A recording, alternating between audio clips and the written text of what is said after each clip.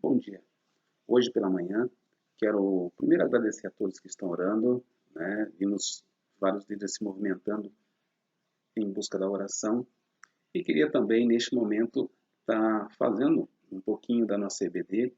Hoje nós estaremos ensinando um pouco sobre a Páscoa, na próxima semana, e falar um pouco sobre o nosso Jesus, né?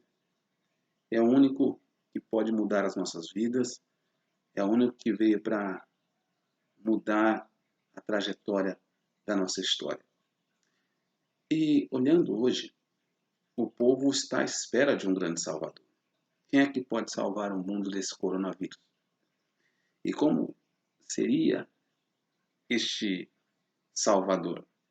Talvez aquele que desenvolva a vacina ganhe o Prêmio Nobel de Medicina.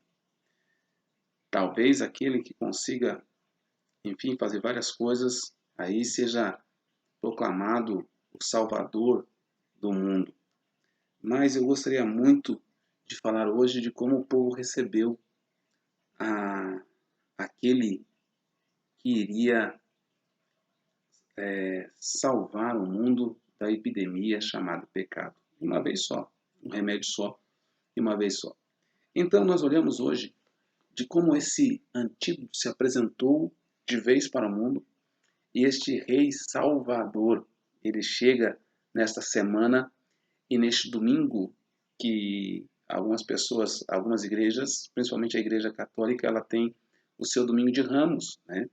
E ela passa e mostra, né, a aclamação do rei, recebendo o rei Jesus. Mas como foi que Jesus teve que entrar em Jerusalém? Jesus, a entrada triunfal dele foi por que chama de entrada triunfal? Da forma como ele chegou. Ele diz assim, Mateus 21, versículos de 1 a 3.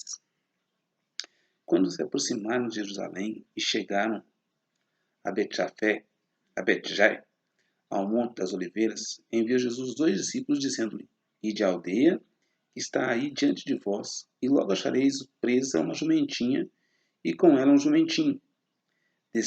Desprendei-o e trazei-nos.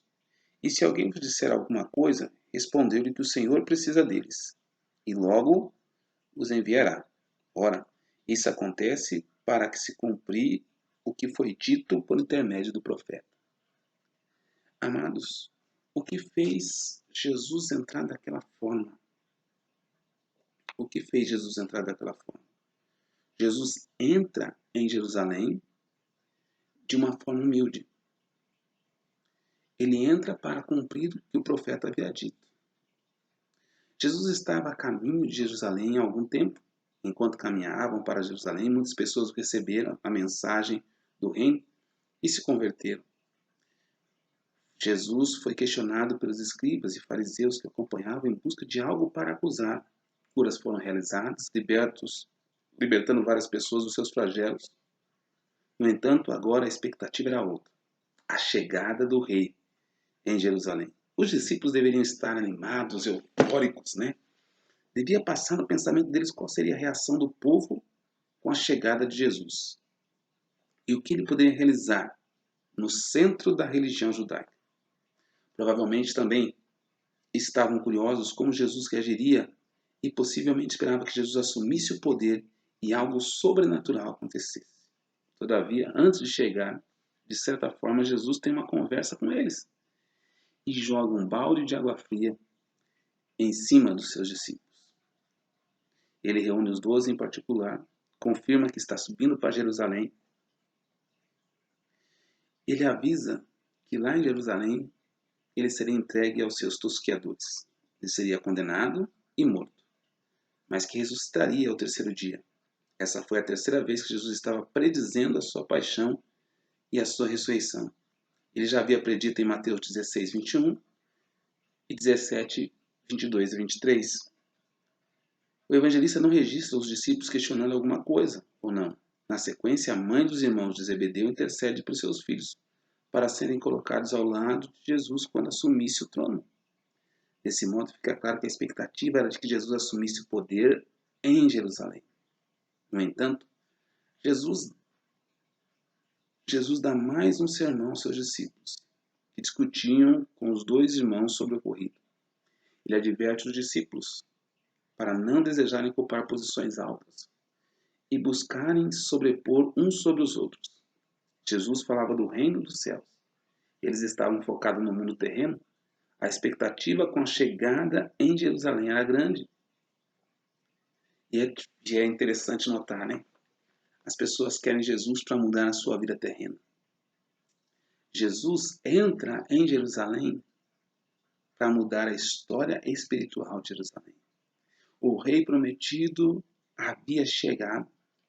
Porém, qual é a expectativa que estava no coração do povo? O povo estava esperando um rei montado em carruagens, adornado, e entra em Jerusalém um nazareno montado em um jumentinho. Ah, que frustração! O povo não entendeu. Recebeu, aclamou, mas os discípulos estavam ali ansiosos para saber quem seria, quando assumisse o trono, quem estaria ao seu lado.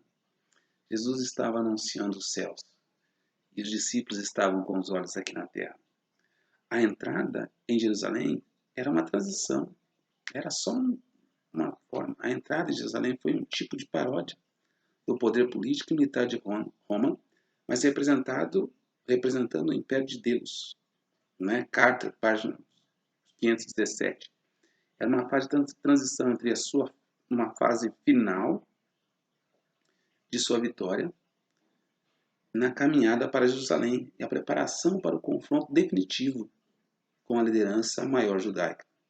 Provavelmente a atenção de Jesus estava entre o confronto com as autoridades e como os discípulos reagiriam e como estava para acontecer. Estava claro que os discípulos ainda não haviam entendido o propósito da missão de Cristo. Você entendeu o propósito da missão de Cristo? Você sabe por que ele veio? Por que ele morreu? Talvez você não saiba. Talvez para você realmente Cristo hoje tinha que estar tirando o coronavírus do mundo. Mas hoje Cristo veio com um único propósito: mudar a situação espiritual. Como está a sua situação espiritual hoje?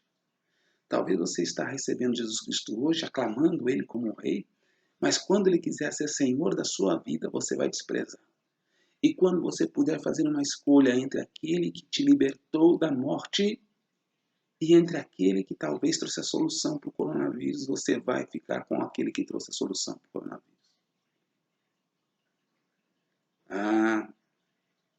Os discípulos entraram em desespero. Basta ver o texto de Lucas sobre os dois discípulos a caminho de Emaús.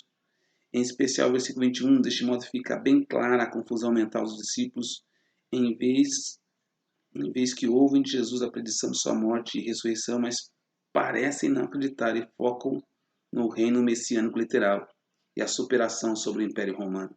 Roma dominava, então eles achavam que Jesus vinha para o libertar de Roma. Jesus foi aclamado como rei e tinha essa expectativa. Muitas pessoas aceitam Jesus com uma grande expectativa, e não é que Jesus não possa suprir as nossas expectativas, mas é sim porque nós temos a expectativa errada. As pessoas foram aplaudir, as pessoas foram dizer: bendito que vem no nome do Senhor, porque hoje a minha fome acaba.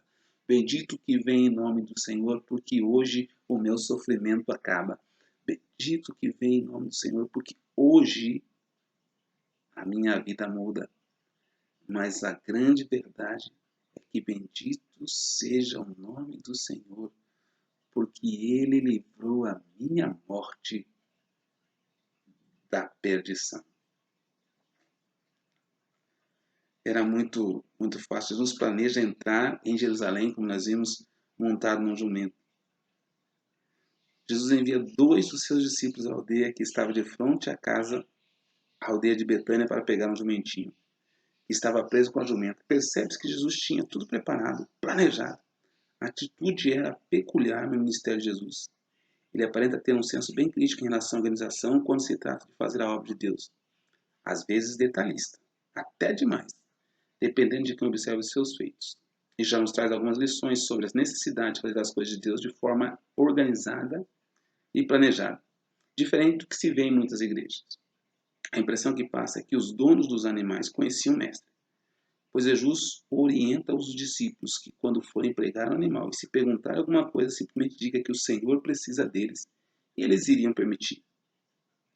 Parece que tudo já estava combinado para acontecer assim. E os donos conheciam Jesus. Marcos capítulo 11, versículo 3. Registra essa promessa.